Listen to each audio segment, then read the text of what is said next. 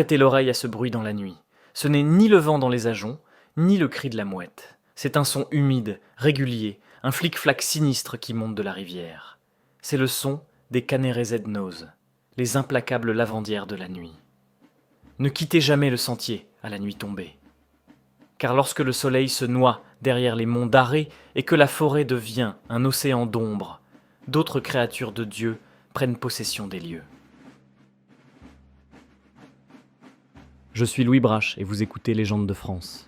Nous poursuivons notre exploration des contes et légendes bretons. Avant de commencer, je vous invite à noter ou à liker le podcast si l'émission vous plaît.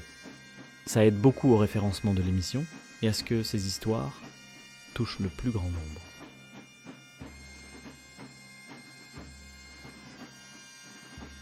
Erwan était un bon fils. Il avait 20 ans, la force de l'âge, et il rentrait de la foire de Playben, où il avait vendu ses bêtes à bon prix.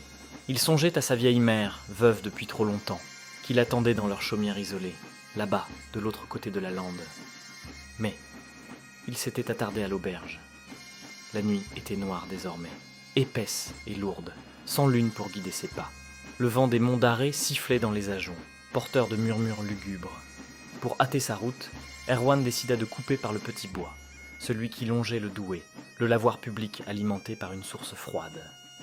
Il marchait vite, le cœur serré par cette angoisse que seule la nuit bretonne s'est inspirée.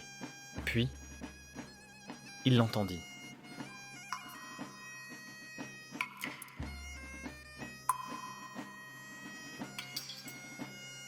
Un bruit régulier, humide, le son d'un battoir sur du linge mouillé. Erwan s'arrêta net, saisi d'une curiosité mêlée d'effroi. Il écarta les branches d'un noisetier. Des lavandières étaient là, besogneuses dans les ténèbres. 3 femmes, silhouettes spectrales dans la pénombre. Elles n'étaient ni belles ni douces. Elles étaient vieilles, d'une vieillesse qui n'appartient pas aux vivants. Leur visage émacié, leur peau grise comme le granit, leurs yeux, tels 2 trous sombres dans leur crâne, les rendaient ignobles à toute personne saine d'esprit. Leurs bras, nus jusqu'aux épaules, étaient squelettiques, mais agissaient avec une force surnaturelle, battant d'immenses draps blancs sur la pierre moussue. Un frisson parcourut l'échine d'Erwan.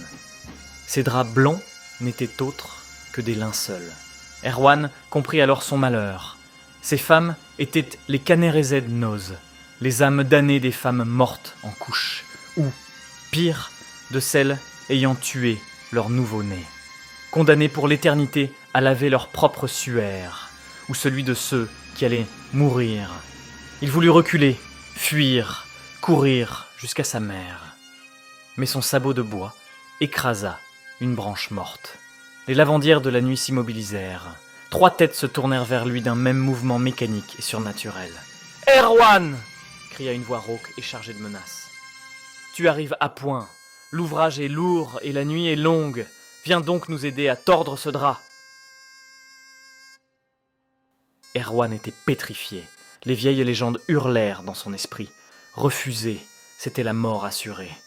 Accepter, c'était risquer le pire. Il secoua ses épaules transies de froid et s'avança, les jambes tremblantes, vers le bord du lavoir. L'une des lavandières lui tendit le bout du linceul. Il s'en saisit. Le tissu était lourd, gorgé d'une eau plus froide que la glace, plus lourde qu'un corps noyé. « Tors, Erwan, tors de toutes tes forces !» l'invita la vieille femme, de l'envie dans le regard. Il prit le drap et commença à tordre, priant Dieu et tous les saints de Cornouailles. Il tordait, mais dans sa panique, il ne vit pas qu'il tordait à rebours, dans le sens contraire des créatures. Un silence terrible tomba sur le lavoir. L'eau s'arrêta de couler. « Tu as mal tordu, Erwan !» siffla la lavandière. Leurs visages, jusque-là empreints d'une tristesse éternelle, se déformèrent en un rictus de pure haine. D'un coup sec, elles tirèrent sur le linceul. Le drap se resserra autour des bras d'Erwan, comme un étau de pierre. Il sentit ses os craquer, se briser sous la tension. Il hurla, mais son cri fut couvert par les rires des lavandières, des rires secs et aigus. Son linceul l'attira inexorablement. Erwan glissa sur la pierre. Les mains squelettiques l'agrippèrent, le tirèrent dans l'eau noire et glaciale du lavoir. Sa mère l'attendit toute la nuit, puis tout le jour suivant. Elle ne revit jamais son fils. Le long des chemins bretons, quand tout est sombre, n'écoutez jamais les appels à l'aide. Car certains pêcheurs ne cherchent pas le pardon, ils cherchent la compagnie. Si, lors d'une promenade nocturne en Bretagne, vous entendez près d'un ruisseau ou d'un vieux lavoir le flap-flap-flap d'un battoir, fuyez pauvre fou. Fuyez à toutes jambes. Car si les lavandières de la nuit vous voient, elles vous demanderont de l'aide.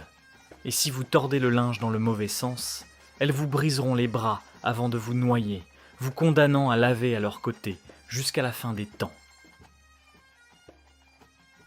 Merci à tous d'avoir écouté cet épisode. N'oubliez pas de vous abonner pour plus de contenu de ce genre. N'oubliez pas également de noter le podcast sur Spotify et Apple Podcast. Les 5 étoiles aident énormément au référencement de l'émission et à répandre ses contes et légendes français. Et si vous voulez faire un geste de plus, vous pouvez partager cet épisode à un ami. À plus tard.